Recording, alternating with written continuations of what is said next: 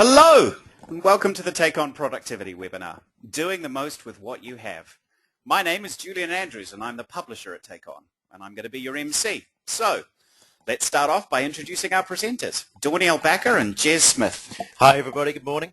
Hello everyone. Right, Danielle is TakeON's productivity expert. Over the last 2 decades, she has implemented and driven continuous improvement, or CI as it's called, across industries including automotive, aerospace, medical, oil and gas, steel, and dairy food. And that's over 3 continents as well. Meanwhile, Jez is TakeON's head of partner development. And put simply, there's no one better to design and deliver a program or a solution for improving your business's performance. Right, housekeeping first. We're using an online panel to communicate with you, which should now be displayed on your computer. If you can't see it, it's probably minimized or sitting at the bottom of your screen. To expand it, you simply click on the double arrows at the top of the panel. If any time you want to ask us a question about something, if something occurs along the way, feel free, just type it in, enter it into the box at the bottom. And at the end of the session, we're going to have plenty of time to answer these. But before you leave, we want you to fill in our quick survey. It's going to help us to understand what you took from today's session and how we can improve for the next one. We'd really appreciate you taking some time to fill it in. Okay, everything's completely confidential. Shh. The only people that see your comments or questions are the presenters, the engineer, and myself. So feel free to comment on what's important and ask as many questions as you need to. Now remember, we're recording this session, so there's no need to take notes. Just sit back, relax, and enjoy.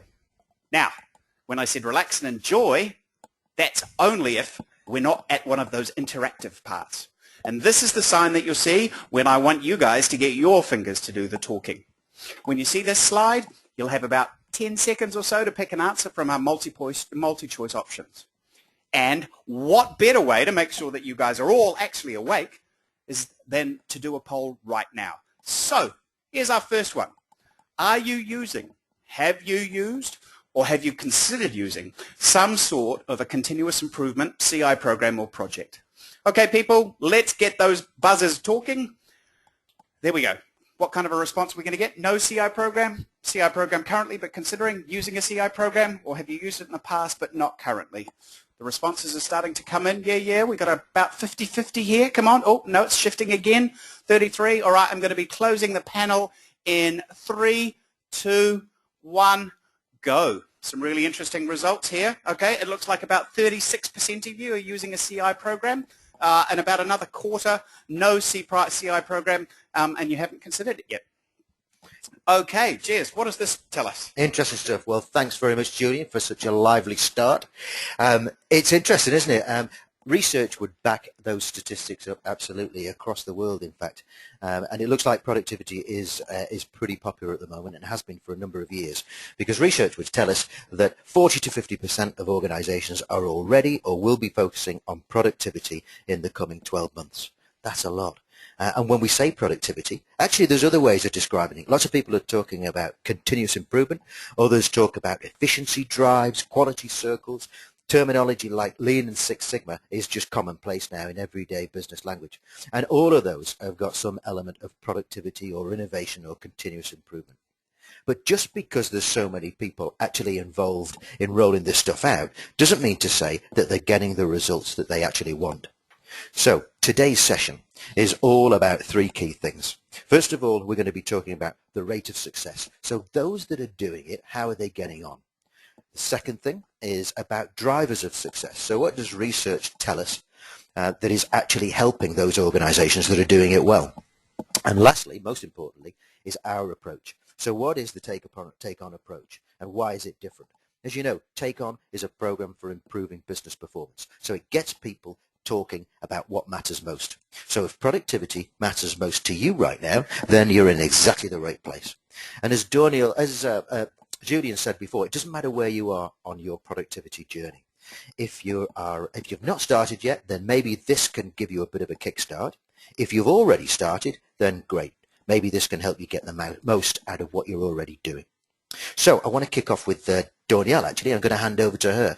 Danielle, Julian alluded to, is probably one of the most experienced and qualified Lean Six Sigma black belts in the country here in New Zealand. In fact, probably in Australasia. It's a great honour for us to have her with us and to working with us at the moment. So, Danielle, from your experience, why don't you tell us about what are people doing and what sort of success are they having right now? Thanks, Jess. So first, before we go into that, let's take a look at the history of productivity. If we think back to the early 1900s, it all started with Henry Ford. He was focused on producing the first affordable motor vehicle. His first car left his revolutionary assembly line in 1908. He introduced and used his theory of scientific management of waste and standardization. He recognized and understood that he was needing to ramp up the production and ramp it up quickly. So less than 20 years later, he produced the 15 millionth vehicle. 15 million vehicles produced in less than 20 years. In terms of productivity, I'd say that's a really sharp curve. But it didn't stop here. Following Ford, other methodologies have been introduced over time. If we take a look, from Henry Ford to Charles Deming in the 1950s, and total quality management.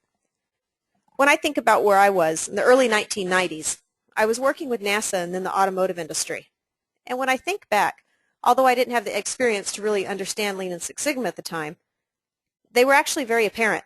In NASA, in the space industry, Six Sigma, a lot of data analysis, and really a lot of statistical control, but it wasn't necessarily called Six Sigma. Then we take a look at automotive industry. Due to the high production, of course, Lean was very apparent. So then I shifted to the aerospace industry in 1996, and at that point, we really began to integrate a lot of the Lean and Six Sigma to really work together and not only reduce the waste, but grow the businesses and grow the technologies and advancements. So quickly saw them evolving through the industries and countries.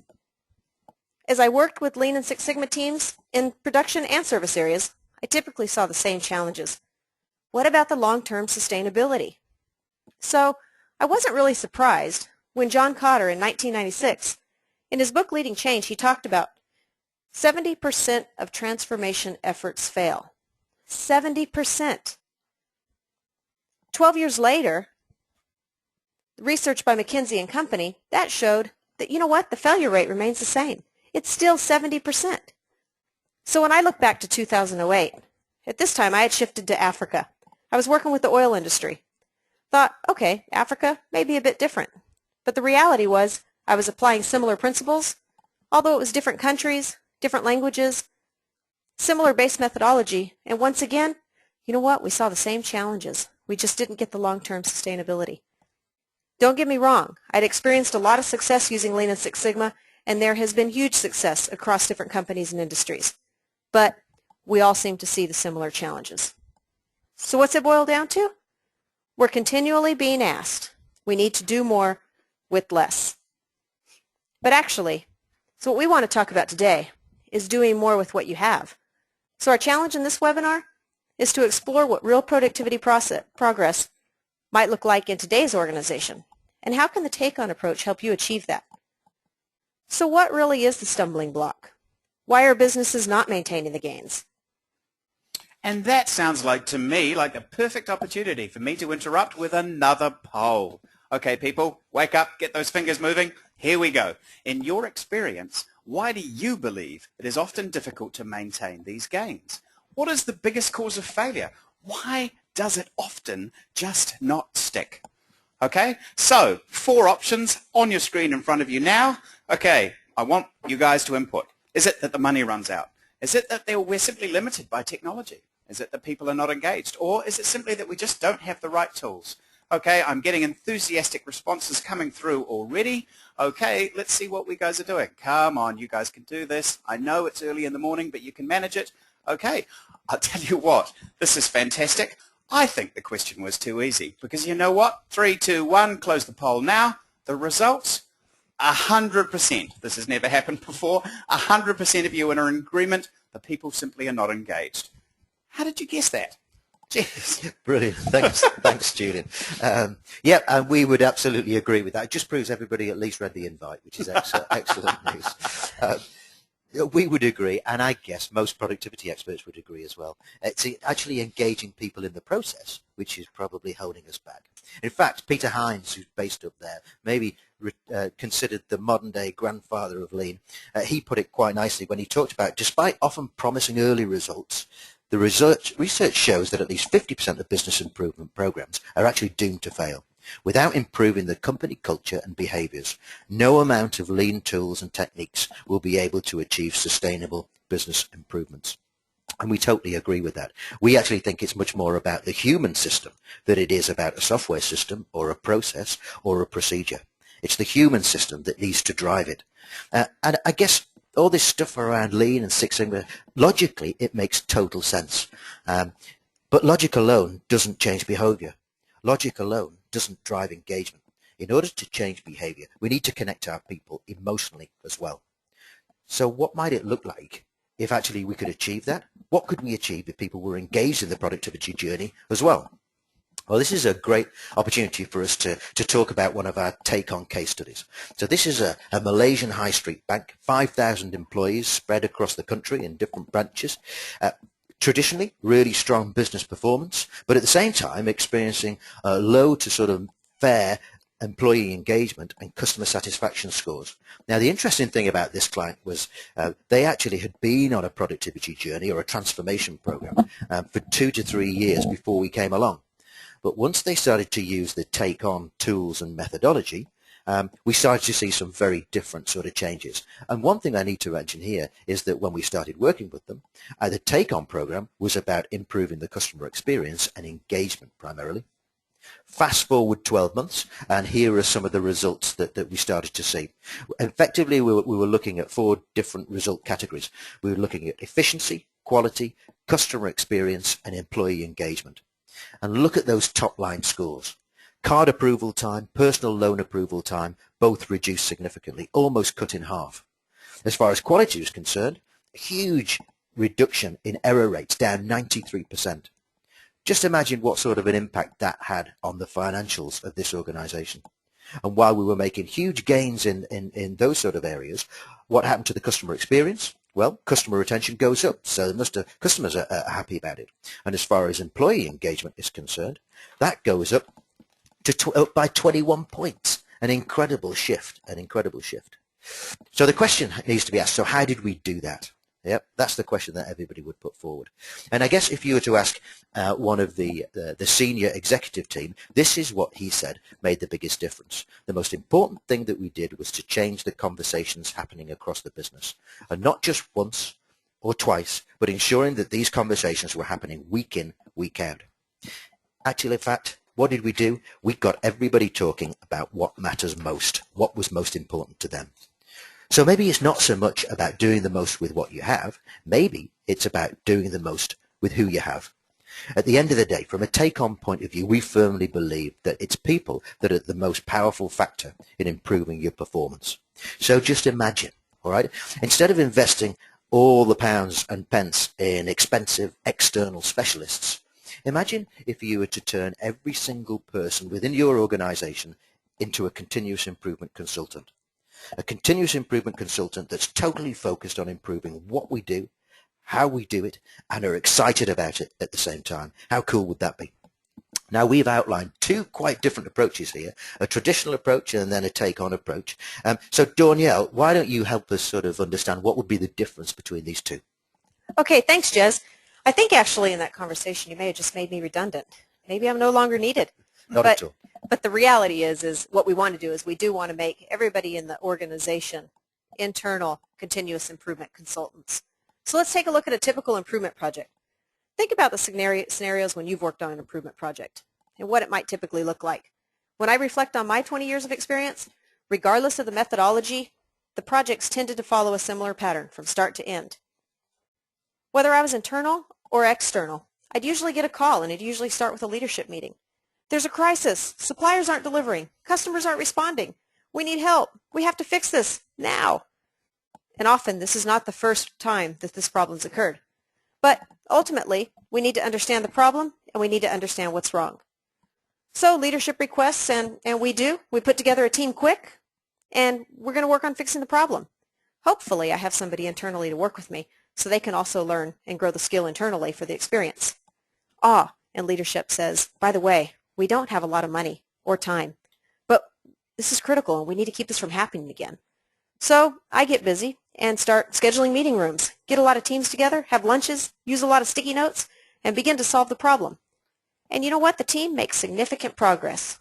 We actually are talking. We're talking across different organizations. We now understand what we need to do. But then reality hits. We're running out of time, and we need to fix the problem quick.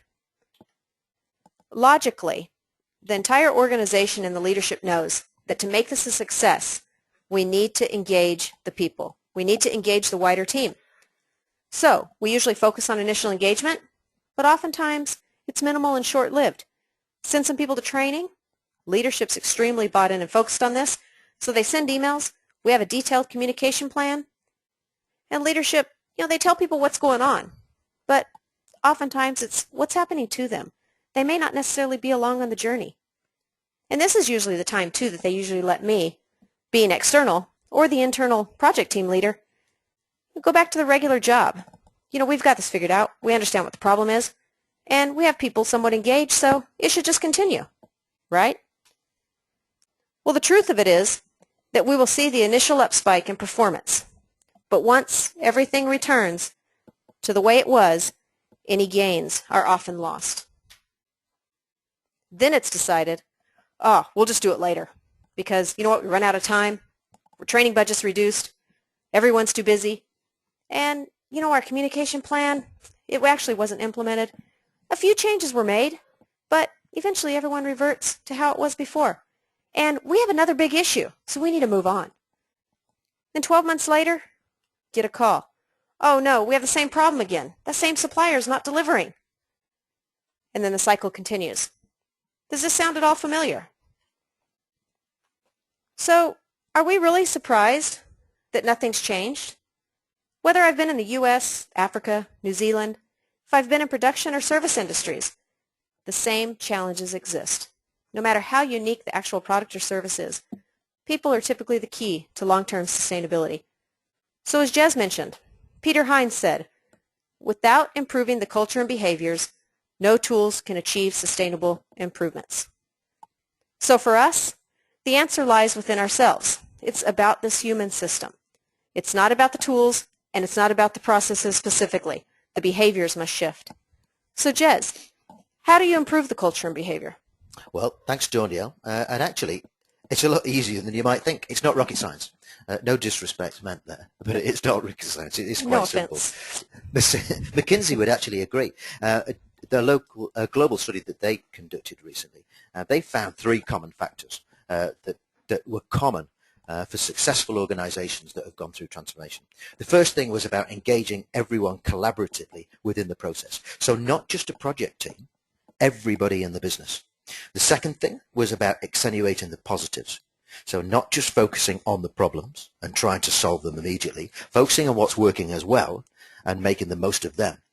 And the third thing was about building leadership capabilities. Now, our interpretation of building leadership capabilities is to lead powerful performance conversations at a team level between a supervisor or a manager and their people.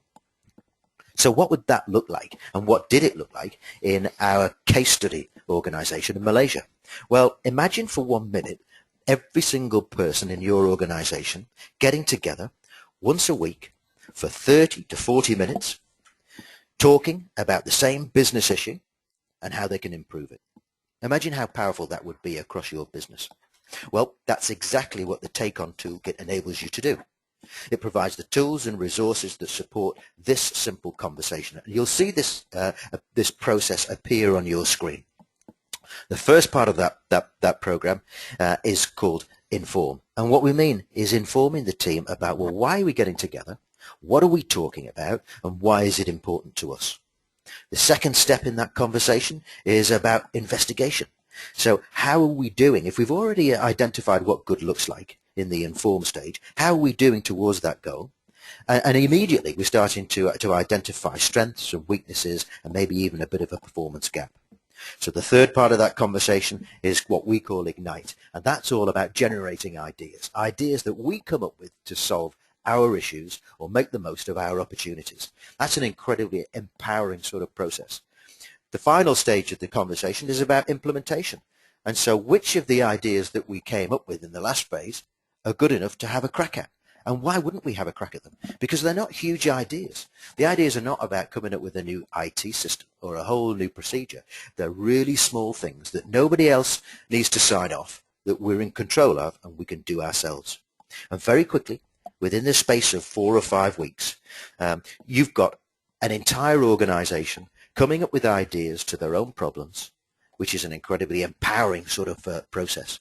Over 4 or 5 weeks, what you've actually done is you've turned every team in the business and every individual in the business into their own little continuous improvement professional. Now they're becoming an expert, and now they're becoming engaged and involved. Now let me give you just one example of how powerful this process can be.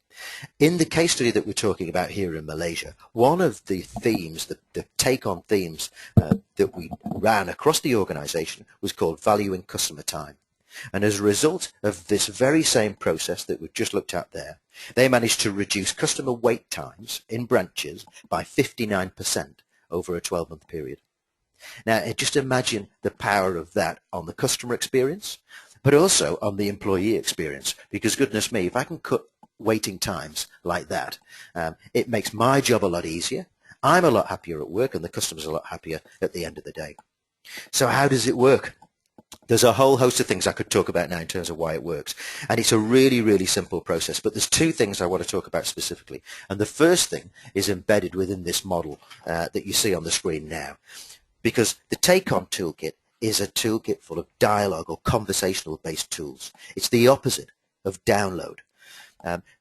Why is it the opposite of download? Well, we think dialogue is much more about constructive collaboration and good communication than download. Download is just telling people what to do. If you engage people in really rich dialogue, they come up with their own ideas. To create is to own. It's the opposite of training. We call it, it's much more aligned to education, if you like. And if any of you are fans of HBR, you might have seen in 2002 a great article by Groisberg and Slind in June 2012. And they wrote a piece which was called Leadership as a Conversation. And they put it quite succinctly when they said traditional corporate communication must give way to a process that's much more dynamic and more sophisticated. Most important, that process must be conversational. That's exactly what TakeON does. It provides the structure and the focus to help get your organization talking about what matters most. The second principle is all about sustainability. And we go back to that curve that Danielle showed earlier, the one that dipped off, the performance tends to dip off after initial engagement. Well, TakeON is focused at the end of that performance curve. And so maintaining momentum over time. It's much more of a sustainable approach. Every 4 or 5 weeks, every new theme tends to start to build momentum and create more and more engagement within the business. So what we've done is we've positioned a couple of approaches here, and they're really quite different. The first one, the traditional approach, is about taking one small team and giving them some new skills, putting them into the business and getting them to run activities and conversations around things like root cause analysis or value stream mapping and waste reduction, and hoping some of it sticks. And make no bones about it, some of it will stick. But remember, lots of that is just based on the logic. And what we might need to do is to take the take-on approach to build in some of that emotional engagement as well. And imagine now your teams and your managers coming together to have very different conversations, getting them engaged in the productivity journey. Groups of managers coming together to talk about real issues like customer focus, some value stream thinking, or maybe some curiosity, understanding what's really going on inside a problem or an issue. And then them managers taking conversations away to have with their team about thinking joined up, so working better together, adding customer value. How can we go the extra mile? And lastly, waste not, want not. How can we reduce waste in the organization? I don't know, but how powerful would that be, Julian? I think, yeah, look, I'm a fan. You know that.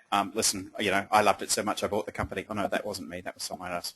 Okay, so the important thing that we're trying to talk about here is that it's always about what matters most to you right now. And that brings us to another poll. People, What do you think? And this is the last poll, so it's your last opportunity to contribute in a constructive fashion before the questions, when in fact I'll ask you to contribute in a constructive fashion again. But anyway, what is the most pressing issue, in your opinion, for most businesses these days? Is it productivity, which is what we've talked about? Is it customer service? Is it change management? Is it leadership, or is it company culture? Come on, people, last chance. Let's see you hit those keys. Let's get some responses in. Let me come over here and have a look. How are we going? Yep, come on, people, hit the buttons. Are we getting some responses? Here we go. Yep. Okay, so we'll be closing the poll in 3, 2, 1, go. Well, listen, people, this was a bit of a trick question, and the simple reason for that is that actually doesn't matter what the most pressing or current issue in businesses are these days, because we think that TakeOn can handle all of them. Ain't that right, Danielle? Absolutely. It doesn't matter if your current issues are about productivity, customer service, culture, or leadership. The TakeOn approach can help you. So even though I might be focusing on productivity, what I've experienced is, regardless of your challenge, engaging your people will be key. So how can this apply to you? Have you already started? Are you already on a continuous improvement journey and had successful improvements? Great. Keep that journey going. But let's expand that success by further engaging more of the organizations and teams. Consider TakeOn to support that program. The TakeOn conversations are deployed widely through the organization, and that allows the people to improve in their own workplace themselves. This is how I get the teams engaged, and I continue to shift the behaviors. In some cases similar to a daily or weekly stand-up meeting, but it's not, because it's not about download and a little bit of debate. Remember, we're focusing on dialogue, and it's about actual conversations versus metrics. Or are you considering, or not yet started, your own improvement journey? If you haven't began, then talk to one of your TakeOn partners. TakeOn targets your current challenges and allows them all to be involved. These conversations are powerful. I believe this has been the missing element. I have attempted and many times integrated it, for each customer time after time, but the reality is those had to be designed, and it was very time and labor intensive. But now there's a consistent way to have these conversations quickly and easily for the leaders, more importantly, to lead themselves. So we started with, we need to do more with less. But then we thought, maybe it's actually about do more with what you have. But actually, when I look back at my personal experience, the conversations and shifting the behaviors are repeatedly key to making these improvements stick. So, can you change your conversations to make the most of who you already are? All right, people, that wraps that up, and I'd like to say thanks heaps to both Jez and Danielle for your participation. Guys, that was great. Absolutely brilliant. Listen, what I want you guys to be doing at the moment is to be thinking about what questions you want to ask. Type them in. All right. In the meantime, you can learn more about all of this at our website. That's www.takeon.biz, not www.takeon.co.uk, not www.takeon.com. It's takeon.biz. Why is that? Because it's all about the business. And you'll find all of our 40-plus themes listed there, plus a whole lot of the tips and tricks around the tools and the measurements that we like to use. For a closer look at some of the kind of conversations that we like to have, we really recommend that you join us at our LinkedIn group. It's a great opportunity to kind of get some sort of eye in terms of these are the things that we like to think about. These are the conversations that we like to start. LinkedIn.com/groups/TakeOn, and because this is how LinkedIn rolls, you've got to add a 2883185, or just search for us under groups. Right, okay, so you'll each receive an email in the next few days with a link to the recording of this session and to a tool. Jez, do you want to tell us about that tool? Oh yeah, absolutely. So we've been talking about the TakeOn Toolkit and how it's dialogue-based, conversational-based. So what we've done is, if you've registered for this webinar, you'll get access to a free tool. It's a tool called Think Joined Up, and it's a conversation that I want you to take, and I want you to give it a crack with your team, or give it to a team within your business, and let's see how they get on. It's all about working better together and being joined up across the organization. It's really simple, easy to use guide. Take it and run with it and see how you get on. Okay, so listen, we've got a great question from Baptiste. Now, a long one, so bear with me. he says, in your example of getting people within the organization to meet and discuss a problem and find a solution, how did you organize the gathering? Did you do it at the same time for everybody? Who was leading the conversations, whether internal leaders or external consultants? And how were the results of the discussions published and to whom? So, cheers. Great. Well, I would say great question, Baptiste, but I need to say great questions. But I see what you've done there. You've asked about 8 within a couple of lines, but they're all really, really good questions. Let's take the first one. So how did you organize the gathering? That's actually a really, really important point about TakeOn.